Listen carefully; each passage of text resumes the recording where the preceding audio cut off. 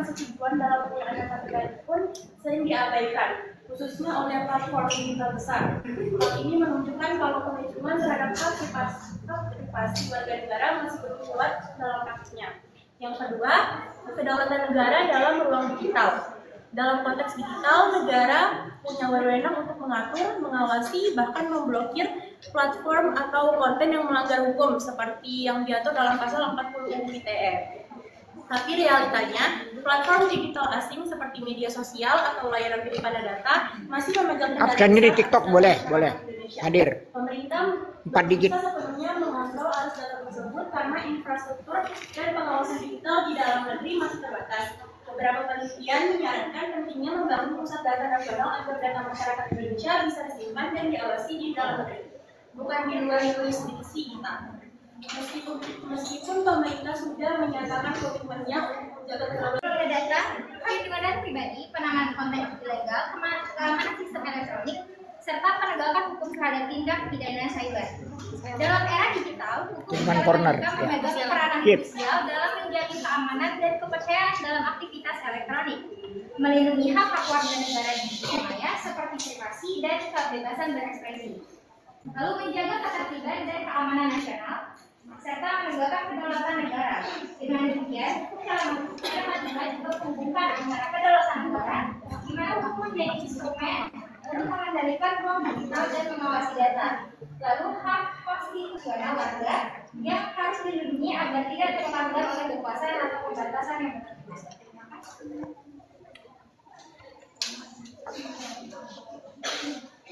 Baik, selanjutnya.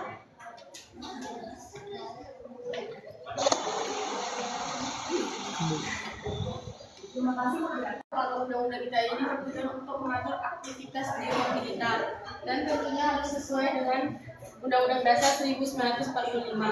Nah, selain itu undang-undang ITE juga tentunya pasti mendukung prinsip kedaulatan negara digital, terutama dalam kontrol terhadap konten digital, misalnya pemblokiran situs yang melanggar hukum atau mengganggu ketertiban umum. Nah, itu ada di pasal 40B, pasal 40 ayat 2B, di mana pemerintah berwenang melakukan pemutusan akses terhadap konten digital atau dokumen elektronik, informasi elektronik, kalau misalnya informasi atau dokumen itu melanggar hukum. Kemudian juga Undang-Undang ITE bersentuhan dengan pasal 28 ayat 3, 28F, dan 28G ayat 1 Undang-Undang Dasar 1945. Namun dalam praktiknya ternyata Undang-Undang ITE ini masih memiliki pasal-pasal yang bertentangan dengan prinsip konstitusional, khususnya mengenai hak kebebasan negara di dunia maya seperti privasi dan kebebasan berekspresi, lalu menjaga ketertiban dan keamanan nasional, serta menegakkan kedaulatan negara. Dengan demikian, hukum dalam juga menghubungkan antara kedaulatan negara, di mana hukum menjadi instrumen untuk mengendalikan ruang digital dan mengawasi data, lalu hak konstitusional warga yang harus dilindungi agar tidak terlanggar oleh kekuasaan atau pembatasan yang berlebihan. Terima kasih.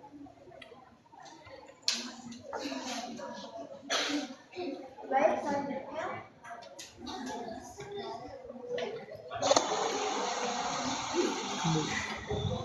Terima kasih moderator atas waktu dan kesempatannya. Penjelasan yang pertama, hak konstitusional warga negara, kebebasan berpendapat dan hak atas privasi merupakan bagian dari hak konstitusional yang dijamin oleh pasal 28E ayat 3 dan pasal 28G ayat 1 pun sering diabaikan, khususnya oleh platform digital besar. Hal ini menunjukkan kalau komitmen terhadap hak privasi warga negara masih belum kuat dalam praktiknya. Yang kedua, kedaulatan negara dalam ruang digital. Dalam konteks digital, negara punya wewenang untuk mengatur, mengawasi, bahkan memblokir platform atau konten yang melanggar hukum seperti yang diatur dalam pasal 40 UU ITE. Tapi realitanya, platform digital asing seperti media sosial atau layanan titipan data masih memegang kendali absennya di TikTok boleh hadir. Pemerintah 4 digit. sepenuhnya mengontrol arus data tersebut karena infrastruktur dan pengawasan digital di dalam negeri masih terbatas. Beberapa penelitian menyarankan pentingnya membangun pusat data nasional agar data masyarakat Indonesia bisa disimpan dan diawasi di dalam negeri, bukan di luar jurisdiksi kita. Meskipun pemerintah sudah menyatakan komitmennya untuk menjaga kedaulatan data sejak 2018, persetujuan dalam penggunaan data pribadi pun sering diabaikan, khususnya oleh platform digital besar. Hal ini menunjukkan kalau komitmen terhadap hak privasi warga negara masih belum kuat dalam praktiknya. Yang kedua, kedaulatan negara dalam ruang digital. Dalam konteks digital, negara punya wewenang untuk mengatur, mengawasi, bahkan memblokir platform atau konten yang melanggar hukum seperti yang diatur dalam pasal 40 UU ITE. Tapi realitanya, platform digital asing seperti media sosial atau layanan penyimpanan data masih memegang kendali Absennya di TikTok boleh hadir. Pemerintah 4 digit. bisa sepenuhnya mengontrol arus data tersebut karena infrastruktur dan pengawasan digital di dalam negeri masih terbatas. Beberapa penelitian menyarankan pentingnya membangun pusat data nasional agar data masyarakat Indonesia bisa disimpan dan diawasi di dalam negeri, bukan di luar jurisdiksi kita. Meskipun pemerintah sudah menyatakan komitmennya untuk menjaga kedaulatan. Terima kasih moderator atas waktu dan kesempatannya.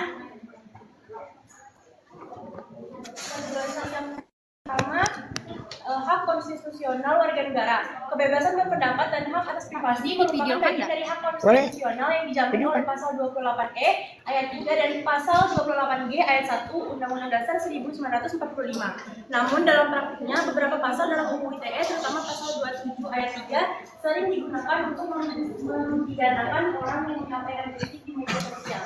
Hal ini membuat masyarakat takut untuk berbicara karena khawatir bisa dianggap melanggar hukum. Di sisi lain, UU Perlindungan Data Pribadi atau UU PDP sebenarnya sudah memberikan hak bagi setiap orang untuk mengakses, mengoreksi, bahkan menghapus data pribadinya.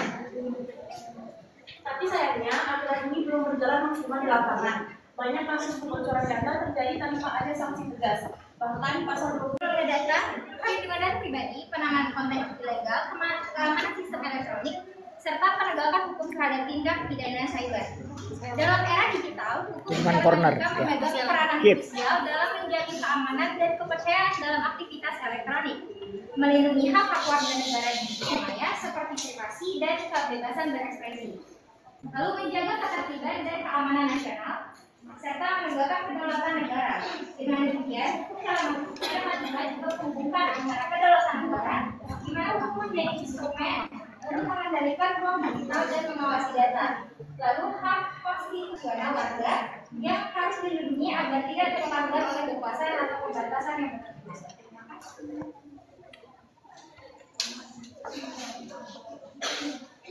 Baik, selanjutnya.